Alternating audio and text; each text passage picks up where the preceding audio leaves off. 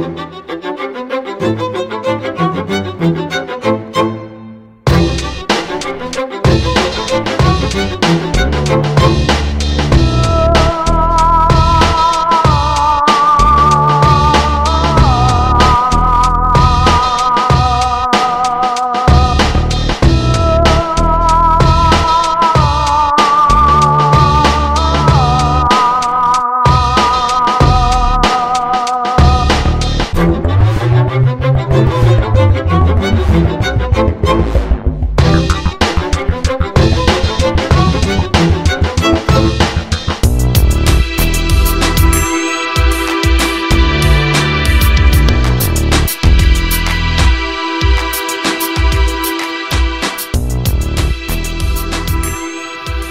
are here with Chief Baxter, Flames number 1. Flames number 3, Jason Costello, lead PT instructor for the Georgia Flames program. And I'm just going to ask you guys a few questions. Let's talk randomly, off the cuff. Just tell me how you feel. First of all, Chief Baxter, Flames CFD1. How did you get the inspiration for creating the Georgia Flames program? From my mentor, Scott Millsap. Okay, so Scott Millsap has a lot to do with the program as far as Absolutely. his influence. Absolutely. Absolutely. At the time, there was no program available in Georgia this type. There were programs, but they weren't active. And I had a department full of young, very aggressive guys who needed a challenge. And I wanted a challenge, not needed a challenge, wanted a challenge. So took some ideas from, borrowed from Scott, from programs that he had worked with, the Axioms of Leadership, Georgia Smoke Divers, and kind of meshed those into what we have here. And those guys responded in a way that we really did not expect. It was just 8 guys that got together to try to set themselves apart, just to be different, not be stagnant, and it's really grown from there. Did you have any idea that we would be 10 classes in, 212 members when you created this program?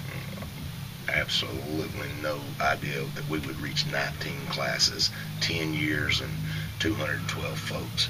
No intention at all. And I think that's probably why the program's been successful as it has been, is that it's honest. There's no number that anyone's trying to reach. There's no, hey, let's be. It's just let's get together and do some really jam up training with some really good guys, and all of us get better. And I think when you approach it that way, and it's that honest, that people that are looking for that challenge, they get that challenge, and they get something from it that lasts, so they want to come back and contribute again and again and again. And so far that formula's worked for 10 years. Jason, you're a big part of the program. I mean, you were your candidate Flames number 3. You were in the first class. Just elaborate on what he said, but give me your perspective from day 1, first class, and where it's at now. First class came about probably my 2nd year as a full-time firefighter, professional firefighter.